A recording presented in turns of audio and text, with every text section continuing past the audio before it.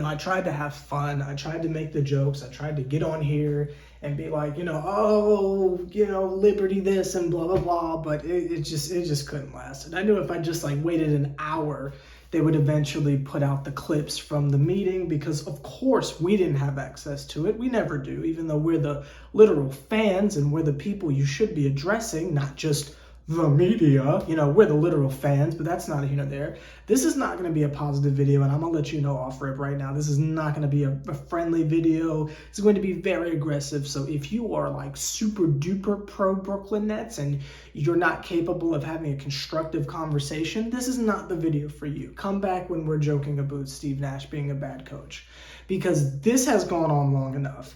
The clips that we saw from Sean Marks and stuff, because we didn't get any clips with Steve Nash whatsoever. It was all Sean Marks, and we had to see it on Twitter from the Nets video account, because the Nets didn't put out a live stream link, didn't do anything. They just did their little press thing with the members of the press, and we're just having to reach for straws of, okay, well, he said this, he said that, which I think is so ridiculous. The Nets in the past have kind of prided themselves on having these town halls where it's open dialogue because it's a culture that they're setting. And now all of a sudden, now that they're pressed for the second offseason in a row, we either don't hear from them at all, or they do these sneaky deaky things where it's only to members of the media, and then they feed us the narratives that they get.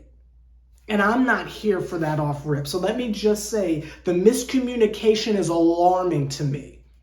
It is alarming to me that they are actually ducking the fans right now, because we are literally the lifeblood of this. We're not the Lakers. We're not the Knicks. We're not some gigantic legendary fan base where even casuals are going to know about us. We're not the Cowboys. We're not the Giants. We're not the 49ers or something like that. We're the Nets, right? We're the Brooklyn Nets. And I'm not feeding into this narrative that it's only 5 of us. Get off of me. I'm not feeding into this narrative that it's only 5 fans or something like that. But I'm saying this close-knit community, that's the point. It's like if an underground artist stops answering comments. How would y'all feel about that? It's y'all getting so big for your britches, yet we got swept in the first round. So number one, that just irritates me immensely. Maybe Nets Republic doesn't feel that way, but Sever the Bond feels that way, and I'm getting sick of it, I'm going to be honest with you. Number two, for the second offseason in a row, for the second summer in a row, it is the lack of accountability for me. This man, Sean Marks, got up there and is constantly pushing this idea that they need to make sure that they obtain players who want to be here and are as serious about being the last team standing as much as humanly possible. And it's dog, you are missing the range so hard right now. This man is pushing this narrative of we've just got to get back over to the grit and grind culture, and it's bro, you are missing the point here. You're literally missing the point. We got to go get people who have a chip on their shoulder, and it's like my guy Sean. How are you going to tell us that when we've been screaming at you to keep the individuals who have that drive, who have the bag of chips on their shoulders, all that type of stuff? You have willingly let these people walk. You didn't do anything, and you let Spencer Dinwiddie go for literally nothing. He had a chip on his shoulder. He had something to prove. He was a part of that OG core that you were trying to do. When you traded D'Angelo Russell for Kevin Durant, now again, I am not trying to say that that was a bad decision, but when you're talking about a certain culture and getting back to a certain culture, dog, you did this. You traded Karis LeVert and Jared Allen and Taurean Prince and was it I don't forgot man's name. Roddy? No, not Roddy. Was it Kurus? I think it was Kurus. I'm pretty sure it was Kurus because Musa got traded for Bruce Brown. So I'm pretty sure it was Kurus. But that's not even there. You made those trades. You got rid of our culture for win now mode. Why is he acting like we had him up against the wall and said, oh, you better trade our core for James Harden? None of that happened. You made that decision on your own. We all agreed that we didn't want James Harden to begin with. Like, let's go back in the Wayback Machine and examine that. Not when we had to accept he's here, let's just make the most of it. Before, when they were doing the rumors when Harden didn't even want to be there, we all said, we don't even need him, we're good. You traded for James Harden, not us. We didn't do that. Don't put that on us. Don't make it seem like it's some weird lapse in... It's a culture you set and a tone you set and put forward. We don't have anything to do with that. So don't preach to us as if we don't understand what's going on. Bro, you're the one that doesn't understand what's going on. You traded our core. You traded our depth. You wanted to be win now mode. And this is what we're stuck with. Y'all made the decision to keep Kyrie Irving. We could have been traded Kai, but y'all made the decision to keep that man. Y'all made the decision, instead of letting him be part-time off rip, you told him to go home and don't come back. Then you let him be part-time. Then he got mad because he was part-time, even though you told him to come back and be part-time. You didn't press him in the slightest to get vaccinated. You just let him do his voice of the voiceless thing. And now all of a sudden, it's the mandate's fault, right? It's the health and safety and literal, like, life expectancy concerns of everyone in the New York area's fault, and not yours. Like, this man is so quick to join on the meme bandwagon of getting mad at Eric Adams or whatever that dude's name is, instead of having a moment of accountability and saying, you know what, if Kyrie wasn't serious about, because it's not like it started with the vaccine thing. It's always something with Kyrie.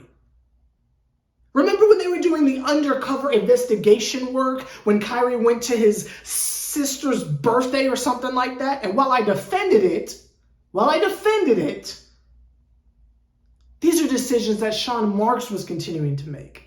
Remember when Kyrie mysteriously disappeared around the time that we acquired James Harden, and there was those rumors and suspicions of Kyrie was worried he was the one who was going to get traded for us to acquire James Harden to begin with?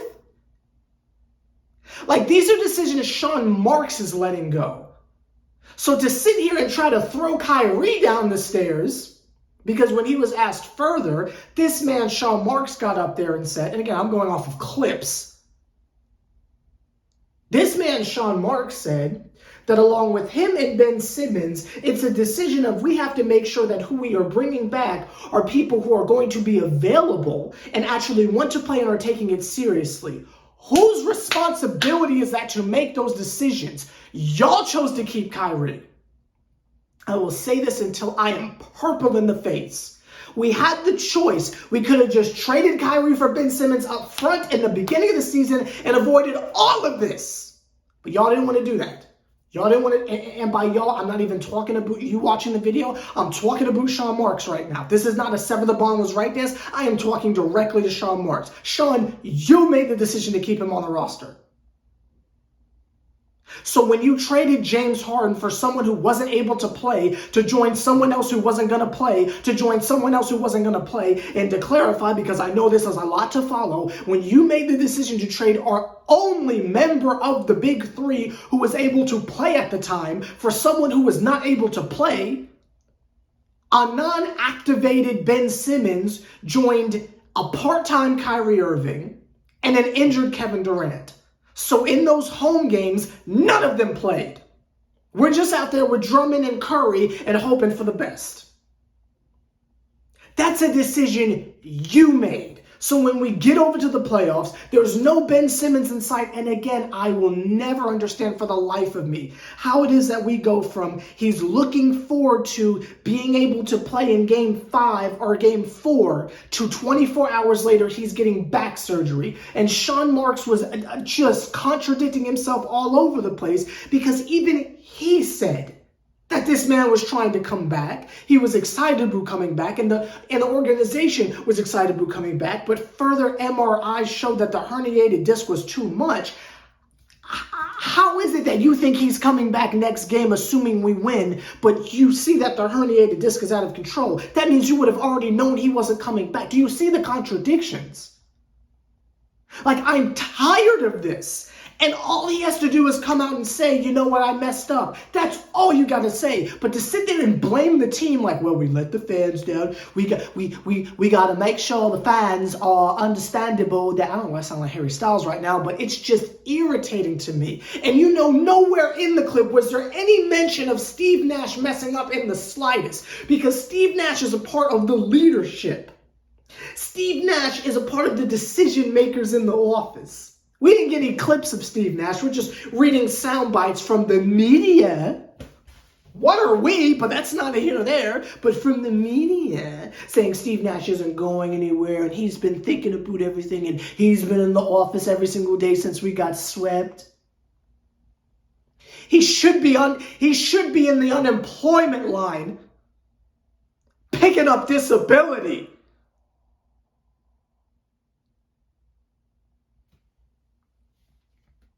I am so irritated with the Nets right now. And just like I said in the last video, I was trying to joke my way out of it, but I cannot hide my irritation right now. I am so sick of them right now. And I know contractually, I am obligated to continue to cover them. I'm just really sick of them right now. Because top to bottom, everyone is to blame. Kevin Durant for getting clapped, Kyrie Irving for not taking this seriously, Steve Nash for being Steve Nash, Sean Marks for all these boneheaded decisions, and then to sit there and just act like, oh, we just got to get back to what we were doing. It's too late, my guy. And to sit there and say things like, well, when you have two people on a max contract, you're not able to work with much. We were fine. We're talking about a starting lineup of Spencer Dinwiddie, Kyrie Irving, Joe Harris, Kevin Durant, and Jared Allen. Karis LeVert was coming off the bench. We were so stacked. You messed that up.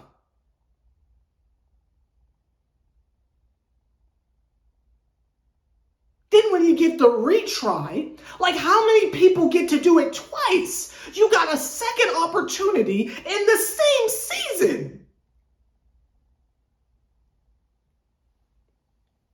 James Harden, Kyrie Irving, Joe Harris, Kevin Durant, LaMarcus Aldridge, and/or Blake Griffin.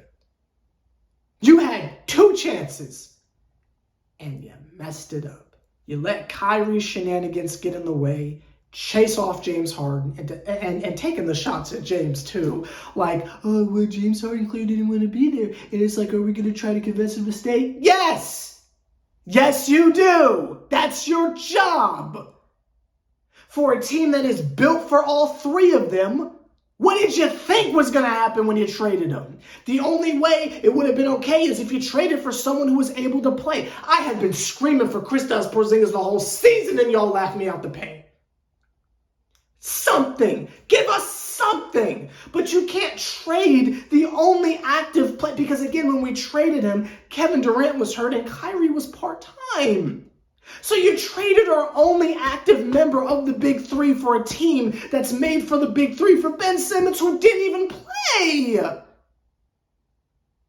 that's something else with the Ben Simmons thing that, again, just had me just staring at my phone like, Sean, who are you trying to fool? And I'm holding an invisible phone here because my phone is right there, but that's not here there. Like, who are you trying to fool for real? Because how is it that all of a sudden we're only focusing on Ben Simmons' injury and we're not speaking about mental health anymore? Because the last thing I heard was it was his depression or whatever he's going through that re-inflamed and re-injured his back. So why are we now talking about herniated discs? Who's lying? And better yet, who's buying it? Because I'm not. And while maybe no one else is saying, I bet you no one else in Nets Republic is.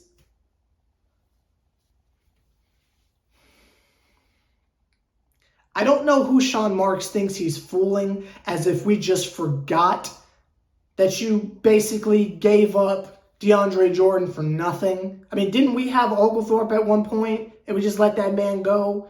Talking about things if we're letting it go like culture and such. I will never get over, and I will never stop bringing up the fact that we had Alize Johnson, who showed heart, who showed fight, who showed the grit, who had a chip on his shoulder, all things that Sean Marks said. You let him go so we can sign Paul Millsap. And you tell me how that worked out. You want to talk about grit and grind like we're the friggin' Memphis Grizzlies or some shenanigans like that. Did Blake Griffin not have a chip on his shoulder? Did Blake Griffin not have the fight? Did he not have the energy? Did him and Patty Mills not reinstate the blue-collar boys or whatever you want to call that shenanigans? Did they not have the fight? But no, Blake didn't get to play because your guy Steve Nash is an imbecile. How about LaMarcus Aldridge, who came back from the grave to help us, and you rewarded him by not playing him the second half of the season or any minutes in the playoffs? You're so hype about, we've shown that we are good at making drafts and such. Is that really the case? You tell me your favorite Cam Thomas moment in the playoffs. What was the point? What was the point of Bembry leaving? What was the point of that? Right. For Dragic. Real culture setter, right? Goran Dragic. Real culture setters, right? What was the point of giving Kessler Edwards that last spot if he was going to play 2 minutes total in the playoffs? Let's play a game. Name your favorite 2022 David Duke Jr. highlight in the NBA. This year, 2022. Name it. That's right, he didn't play. He hasn't played this calendar year. Correct. How about your favorite Day'Ron Sharpe moment in the second half of the season? We'll give it the same thing. Name your favorite Day'Ron Sharpe moment before the end of last year. Literal last year. Can't do it, can you? I know, but we drafted so well, right? We drafted so well. I just... Oh my God, I'm so frustrated with this team. Again, I don't know what Sean Marks thought he was doing with this. Like, it's great that he said something, period. And who did he say it to? I don't know. I couldn't tell you. But it's great that we're hearing from him at all. However, what we're hearing is crap. He's trying to hang his raggedy hat on the idea that there are several months in between, like now and I guess the start of the season, as if the draft isn't coming up in a couple weeks, as if the summer league isn't like a week after the draft, as if free agency doesn't happen like as soon as the finals are over. I don't know what he thought he was giving, but he's one scandal away from... Let me stop. I don't want to take it too far. This is Nets Republic. I'm supposed to be professional. Let me know your thoughts on this situation down below. I tried to be nice. I tried to upload a little fun video, but the Nets will not allow me to have fun, I guess. And free Brittany Griner.